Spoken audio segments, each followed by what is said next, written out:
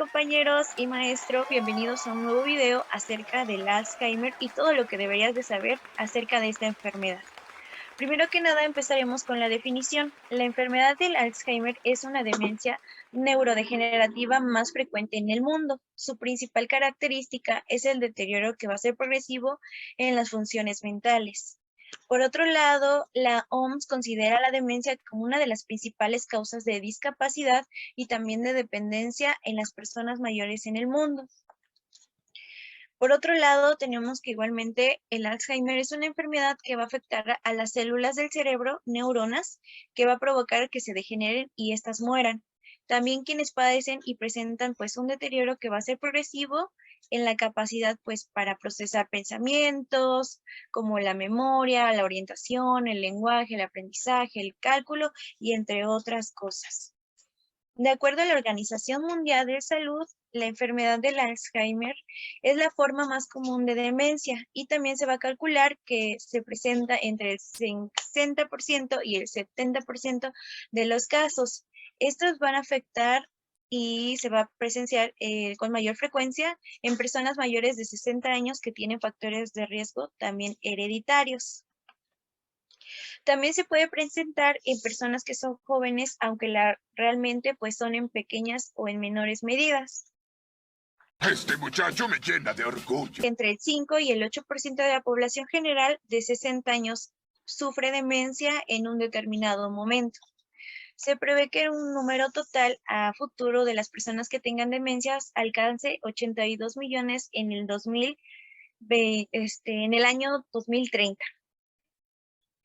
Se prevé que el número total de las personas con demencia alcance 82 millones en el 2030 y 152 millones en el 2050. En la parte de este incremento puede achacarse pues a que los países de bajos y también medios, el número de personas con demencias tendrá que aumentar un poco más. Una eternidad más tarde. 3 días más tarde.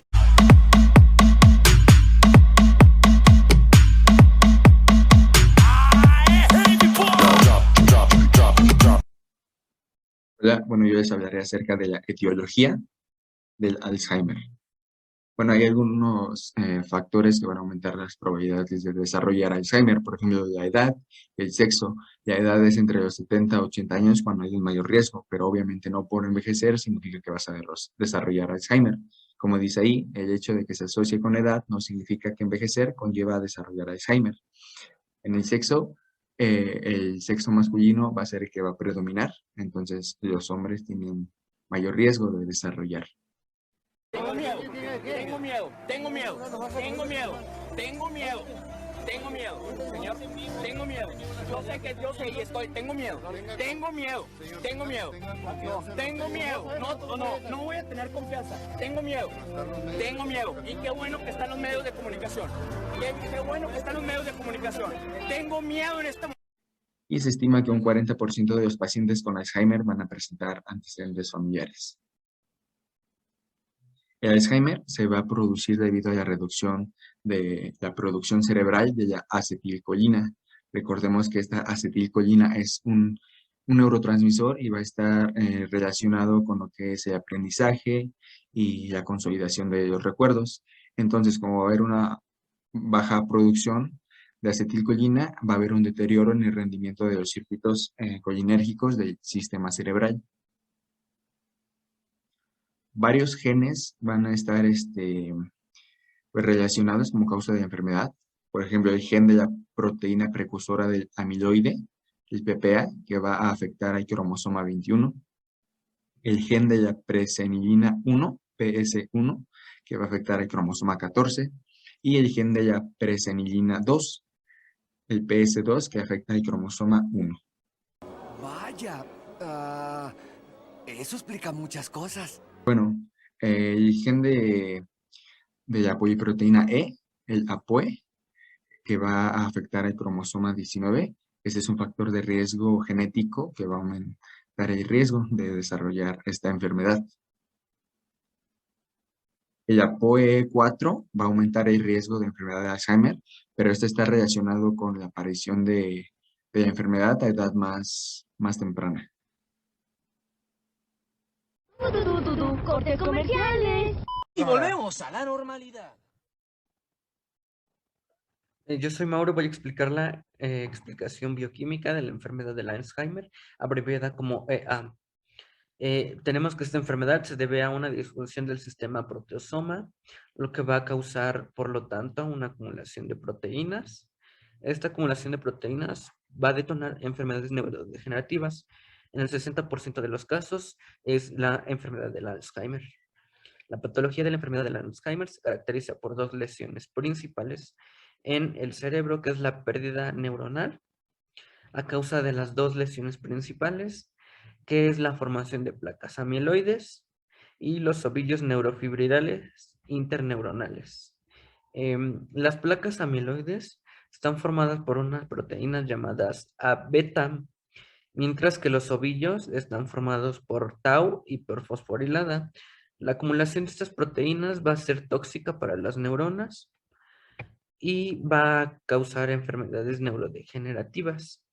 La biosíntesis de la proteína A-beta es que su codificación se encuentra en el cromosoma 21, que va a codificar a la proteína precursora amiloide.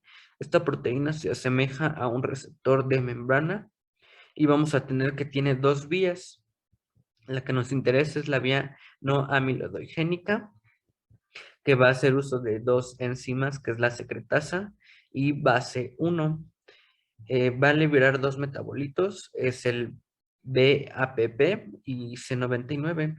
El que nos interesa un poco más es C99, porque de este va a sintetizarse la proteína A-beta 42. Esta proteína va a ser la principal que se va a encontrar a nivel de, pues de las neuronas causando daño.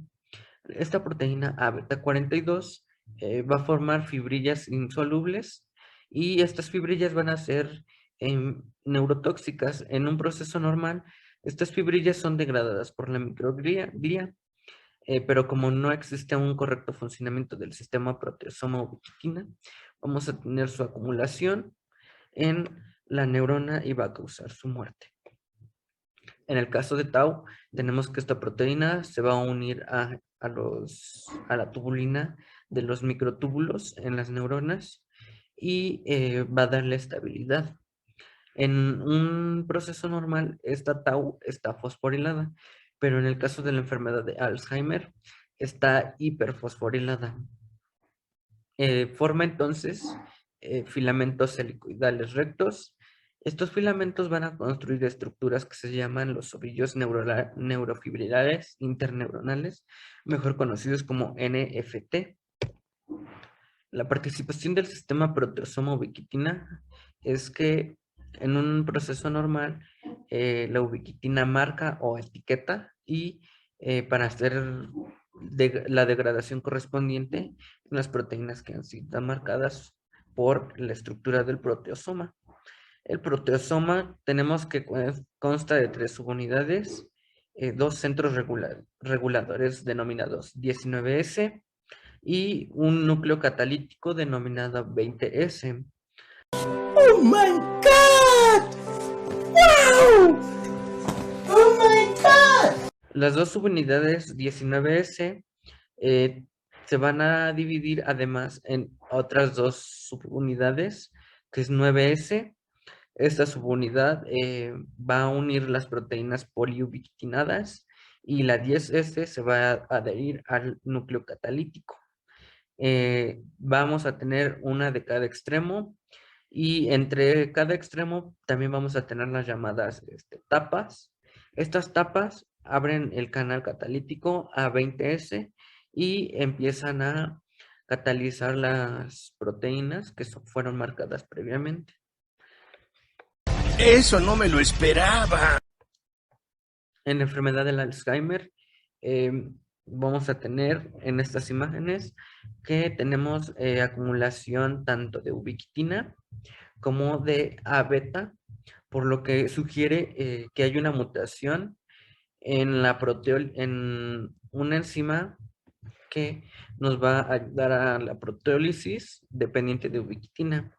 En el caso de tau, vamos a obtener también una acumulación tanto de tau como ubiquitina, lo que nos hace pensar que pues no funciona bien el sistema ubiquitina proteosoma en esta enfermedad. Otro factor importante son las proteínas oxidasas. Una enzima muy importante es la ubiquitina carboxil terminal hidrolasa L1. Esta enzima lo que va a hacer es hidrolizar la poliubiquitina para obtener monómeros de ubiquitina y así reutilizarla y marcar nuevas proteínas. La oxidación de esta enzima pausa el sistema proteosoma ubiquitina porque pues no vamos a tener ubiquitina de donde tomar para hacer el marcaje y no se van a degradar, por lo tanto, las proteínas que son neurotóxicas para el cerebro. Vamos a tener que en el A beta 40 se une directamente al proteosoma en el canal peptídico y esta acumulación va a inhibir la actividad del proteosoma del centro activo en la subunidad 20S, que como recordamos es la subunidad que está en el centro y que va a ser el sitio catalítico para la degradación de las proteínas. En el caso de tau, tau inhibe directamente al proteosoma. Vamos a tener que un factor determinante para también la degeneración del sistema proteosoma ubiquitina es la edad. Se dice que la disminución de la actividad del proteosoma es directamente proporcional a la edad de la persona y también existe un círculo vicioso. Entre más tau y A beta haya, entonces más desestabilización de los proteosomas va a haber y por eso es que las enfermedades neurodegenerativas siguen avanzando.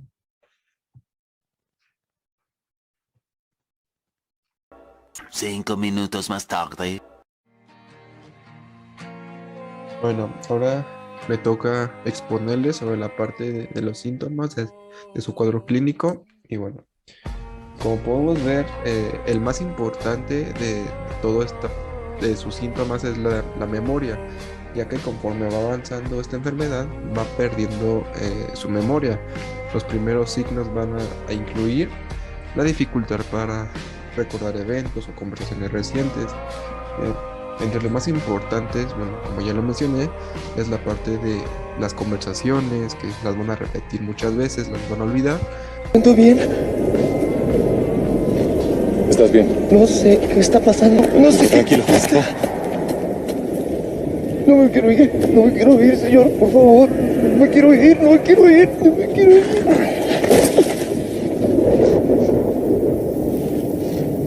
Lo siento.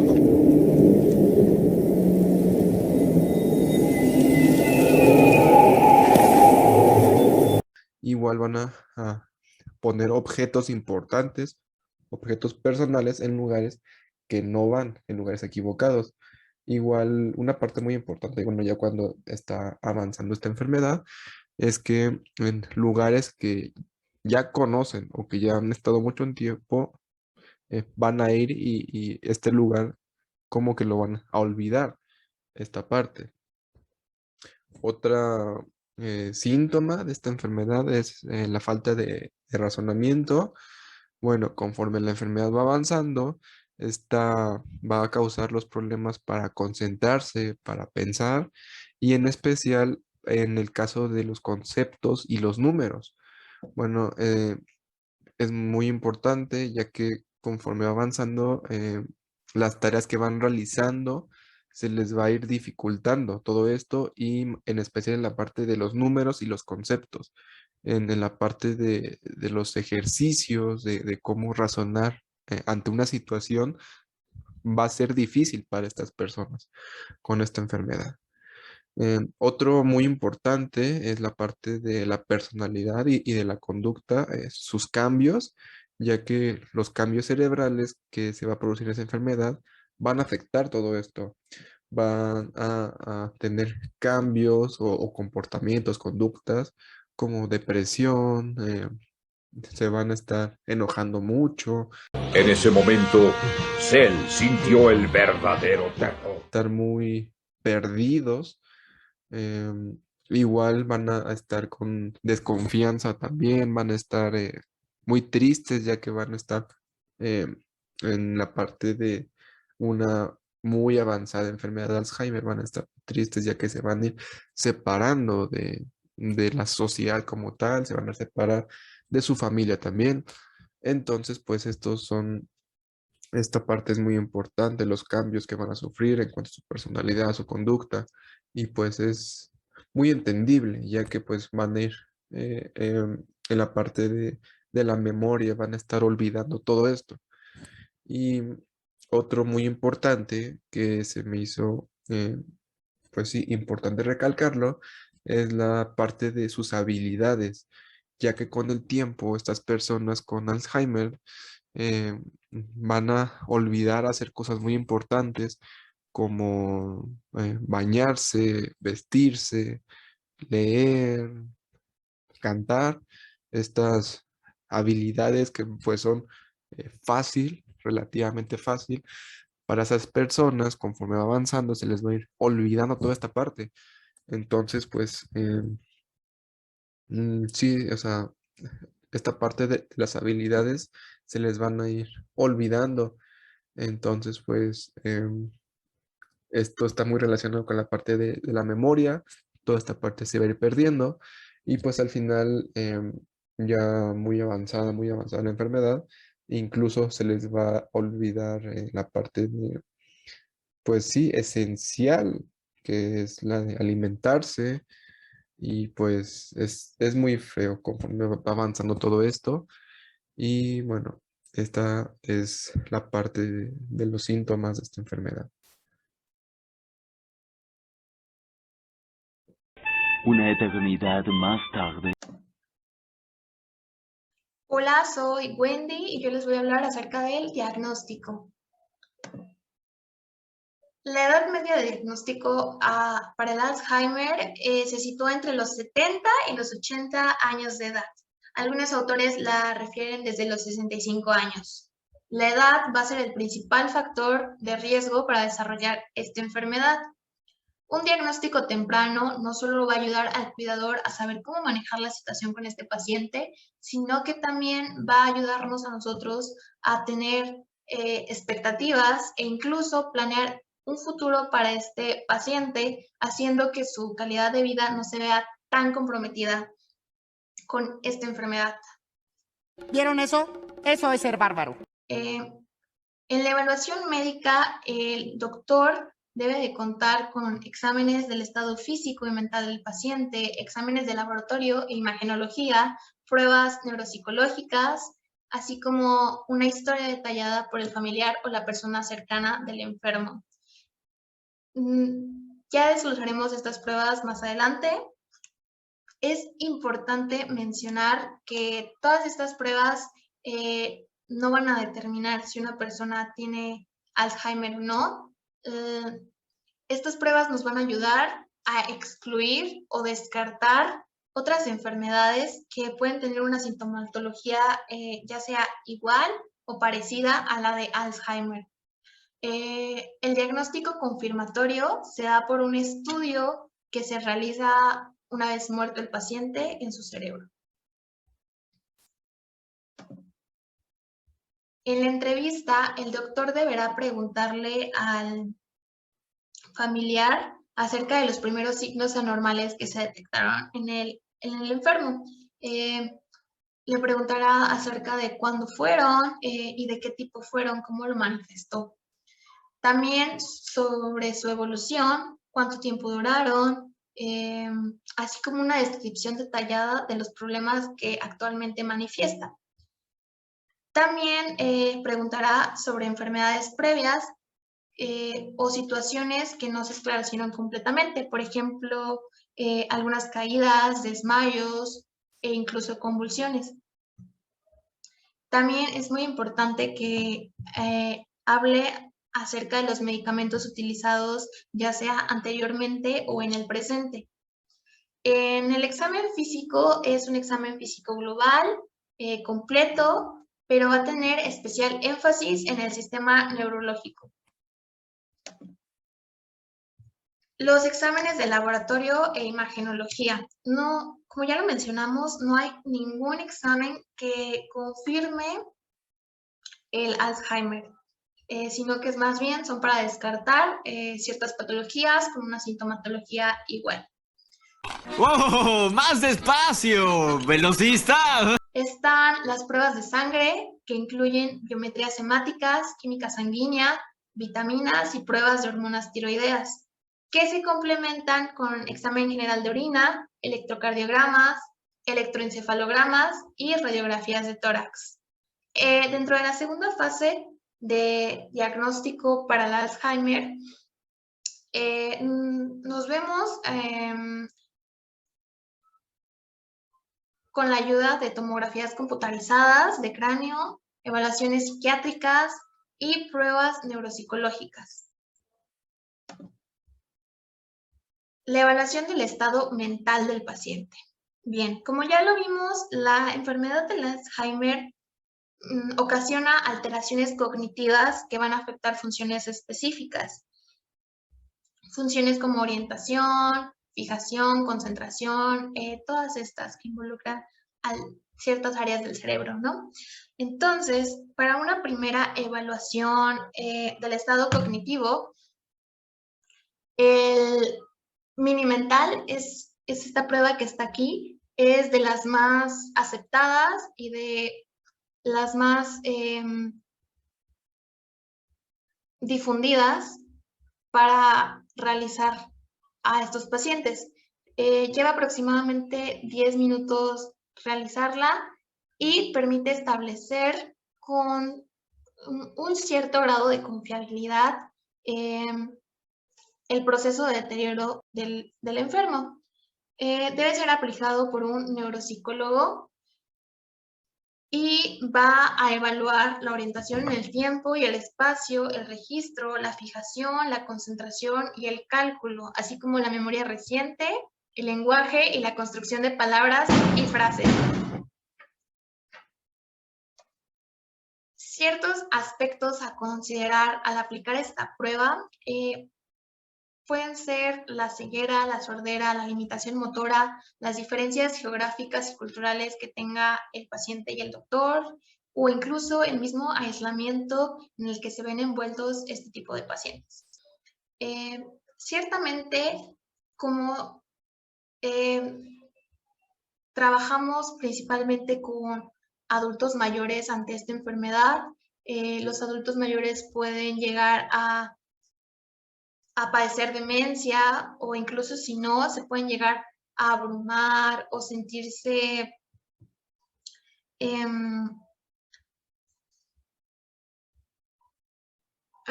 molestos por la cantidad de tiempo que que nos toma realizar un diagnóstico, ¿no? Entonces, se pueden llegar a agitar o incluso a la agresión. Son algunas cosas que tenemos que tener en cuenta al realizar esta prueba.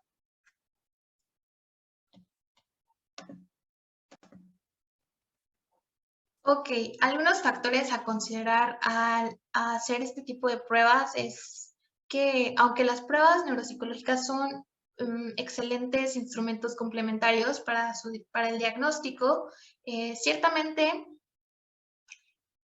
las personas mayores que pueden o no padecer demencia se llegan a sentir abrumados o llegan a colaborar muy poco con nosotros, entonces pueden sentirse presionados y pueden agitarse o reaccionar agresivamente contra el personal.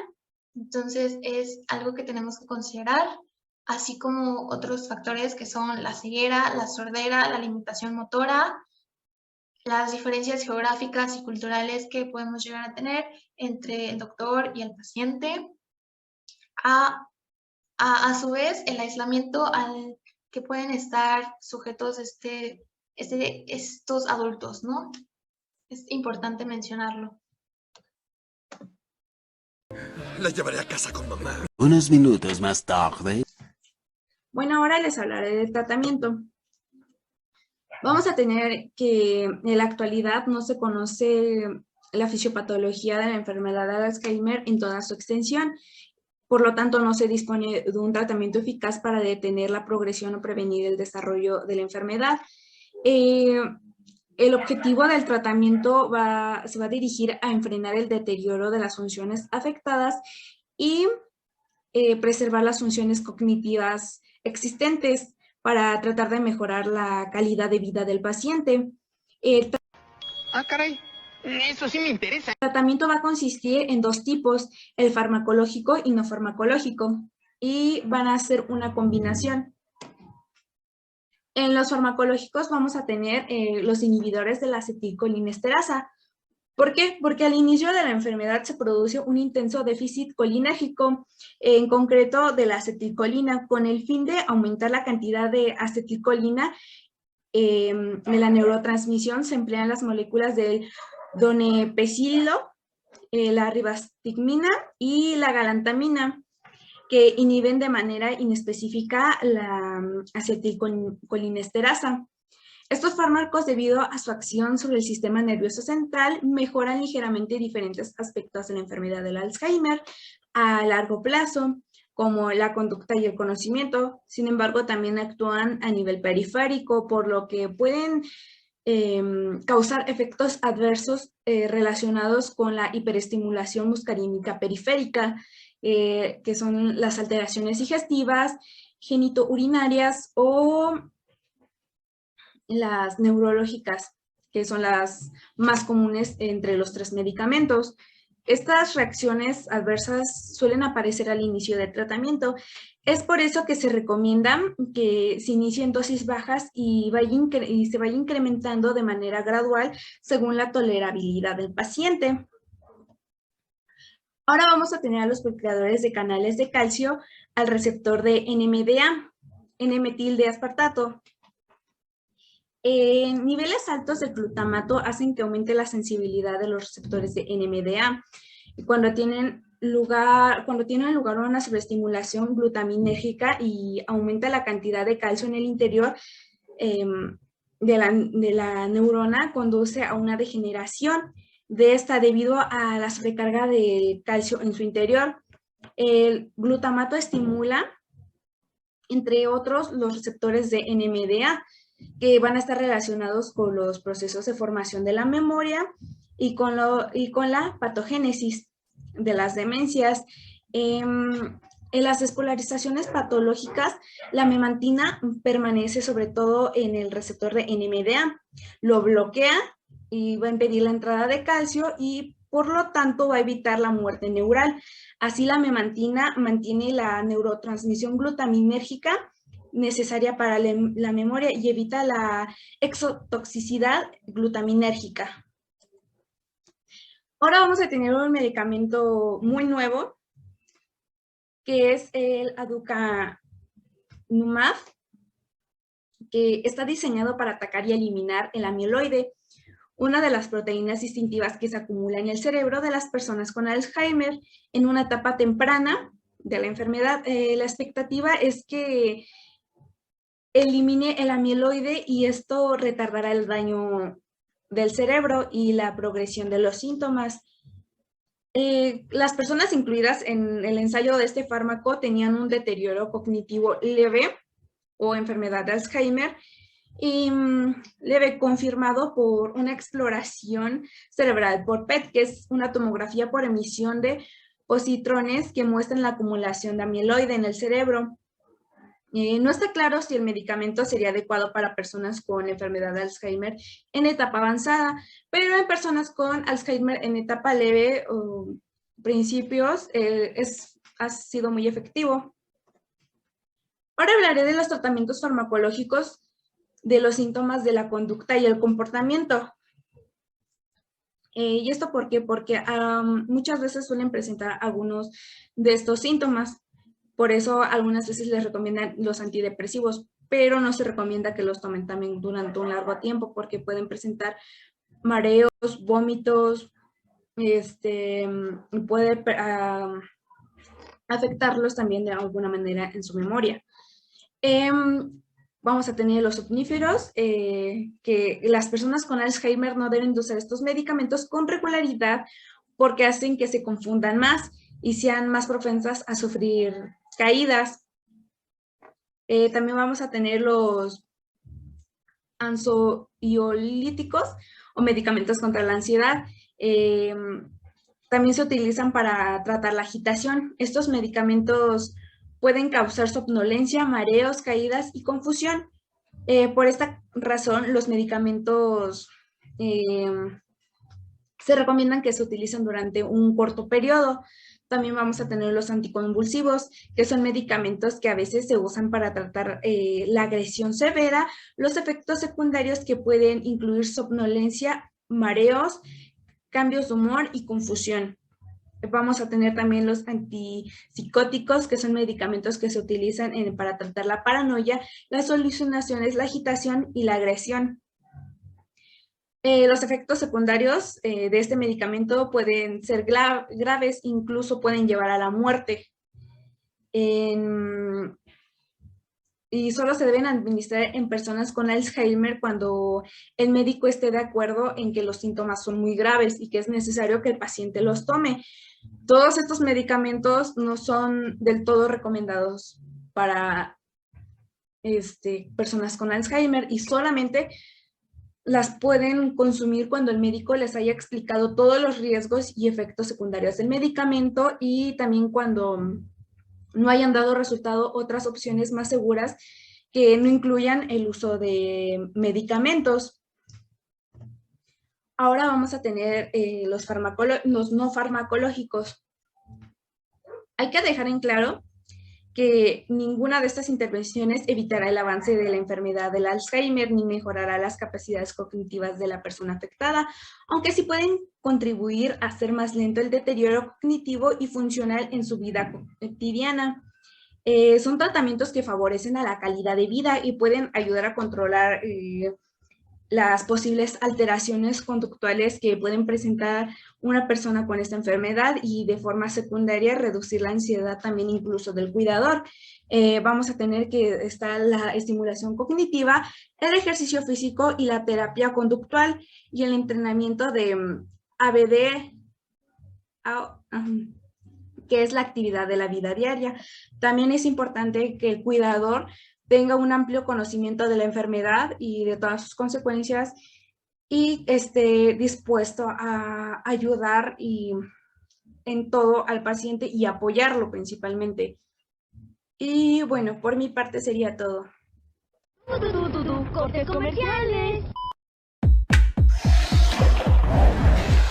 Gillette Mac 3 Turbo, incluso después de 10 afeitadas, sigue siendo mejor que una desechable nueva. Las láminas de Mac 3 tienen el doble de revestimiento para una afeitada más al ras, afeitada tras afeitada, hasta 100% libre de enrojecimiento. Gillette, lo mejor para el hombre.